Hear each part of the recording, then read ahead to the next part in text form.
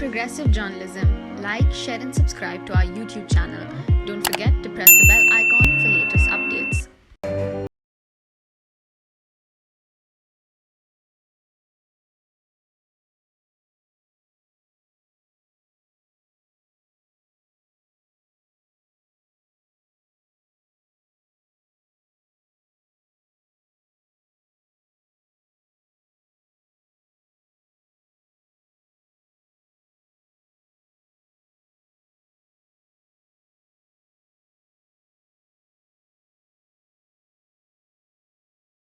ನನ್ನ ಹೆಸರು ದುಷ್ಯಂತ್. ನಾನು ಮಂಕಿಸ್ತಾನ್ ನಿವಾಸಿ. ಆ್ಯಕ್ಚುಲಿ ಇವತ್ತು ಬೆಳಿಗ್ಗೆ ನಾನು ಸ್ವಲ್ಪ ಕೆಲಸ ಸಲುವಾಗಿ ಬಿಗ್ ಬಾಜಾರ್ ಹತ್ರ ಹೋಗಬೇಕಂದ್ರೆ ಅಲ್ಲಿ ಒಂದು ನನಗೆ ಕಾಲ್ ಬಂತು. ಸ್ವಲ್ಪ ಡಿಸ್ಟ್ರಾಕ್ಟ್ ಆಯಿತು. ಮತ್ತು ಹಾಗೆ ನಾನು ಒಳಗೆ ಹೋಗಿಬಿಟ್ಟೆ. ರಿಟರ್ನ್ ಬಂದು ನಾನು ಸ್ವಲ್ಪ ನೋಡಬೇಕಂದ್ರೆ ನಂದು ಆ್ಯಕ್ಚುಲಿ ಅಲ್ಲಿ ಪರ್ಸ್ ಇರಲಿಲ್ಲ. ಏನು ಅಂತ ಗೊತ್ತಾಗಿಲ್ಲ. ಮತ್ತು ಸ್ವಲ್ಪ ಹೊತ್ತಾದ ನಂತರ ನನಗೆ ಇದು ಪೊಲೀಸ್ ಕಮಿಷನರ್ ಆಫೀಸಿಂದ ಫೋನ್ ಬಂತು. ನನ್ನ ಪರ್ಸ್ ಸಿಕ್ಕಿದೆ ಅಂತ. ನನಗೆ ತುಂಬಾ ಖುಷಿ ಆಯಿತು. ಯಾಕಂದರೆ ಇವತ್ತಿನ ಈ ಜಗತ್ತಿನಲ್ಲಿ ಕೂಡ ಇಂಥ ಜನರು ಇದ್ದಾರೋ ಅಂತ ಆ್ಯಕ್ಚುಲಿ ನನಗೆ ತುಂಬಾ ಖುಷಿ ಆಯಿತು.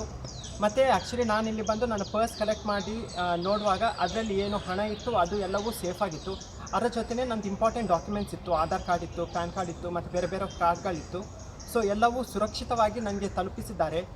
ನಾನು ತುಂಬಾ ಥ್ಯಾಂಕ್ಸ್ ಹೇಳಲಿಕ್ಕೆ ಇಷ್ಟಪಡ್ತೇನೆ ಇವರಿಗೆ, ಹನೀಫ್ ಅವರಿಗೆ, ಮತ್ತು ನಮ್ಮ ಸರಿಗೆ ಕೂಡ ತುಂಬಾ ಥ್ಯಾಂಕ್ಸ್ ಹೇಳಲಿಕ್ಕೆ ಇಷ್ಟಪಡ್ತೇನೆ.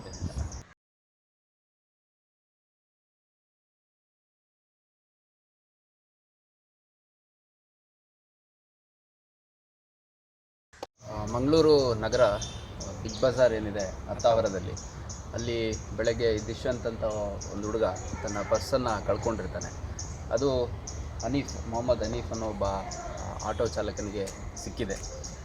ಸುಮಾರು 10,000ಕ್ಕೂ ಹೆಚ್ಚು ಹಣ ಇದೆ. ಅದರಲ್ಲಿ ಬೇರೆ ಬೇರೆ ATM ಕಾರ್ಡ್ಗಳಿದ್ದಾವೆ. ATM ಕಾರ್ಡ್ ಮೇಲೆಲ್ಲ ಪಾಸ್ವರ್ಡ್ ಎಲ್ಲ ಇದೆ. ಮಿಸ್ಯೂಸ್ ಮಾಡ್ಕೊಳೋರಾಗಿದ್ದರೆ ಅದರಲ್ಲಿ ಸಾಕಷ್ಟು ಹಣ ಮಿಸ್ಯೂಸ್ ಮಾಡ್ಕೋಬೋದಿತ್ತು. ಆದರೆ ತಂದಲ್ಲದ್ದು ನನಗೆ ಯಾಕೆ ಅಂತಂದು ಭಾಳ ಪ್ರಾಮಾಣಿಕವಾಗಿ ತಗೊಂಬಂದು ನಮ್ಮ ಪೊಲೀಸ್ ಕಮಿಷನರ್ ಆಫೀಸಲ್ಲಿ ತಲುಪಿಸಿದ್ರು. ಮೊಹಮ್ಮದ್ ಹನೀಫ್ ಅವರ ಪ್ರಾಮಾಣಿಕತೆಗೆ ನಾನು ತುಂಬ ಅಭಿನಂದನೆಗಳನ್ನು ಸಲ್ಲಿಸಲಿಕ್ಕೆ ಇಷ್ಟಪಡ್ತೇನೆ. ಇದೇ ರೀತಿ, ಏಕೆಂದರೆ ಆಟೋ ಚಾಲಕರ ಮೇಲೆ ಸಾರ್ವಜನಿಕರಲ್ಲಿ ಬಹಳ ದೊಡ್ಡ ಗೌರವ ಇದೆ. ಇಂಥ ಘಟನೆಗಳು ಆ ಗೌರವ ಹೆಚ್ಚಾಗಲಿಕ್ಕೆ ಇನ್ನೂ ಅವಕಾಶ ಮಾಡಿಕೊಡುತ್ತೆ. ಇನ್ನೂ ಒಳ್ಳೆ ಕೆಲಸ ನಮ್ಮ ಆಟೋ ಚಾಲಕರ ಕಡೆಯಿಂದ ಆಗಲಿ. ಒಳ್ಳೆಯದಾಗಲಿ. ದೇವರು ನಿಮಗೆ ಒಳ್ಳೇದು ಮಾಡಲಿ, ನಿಮ್ಮ ಕುಟುಂಬಕ್ಕೆ ಒಳ್ಳೇದು ಮಾಡಲಿ.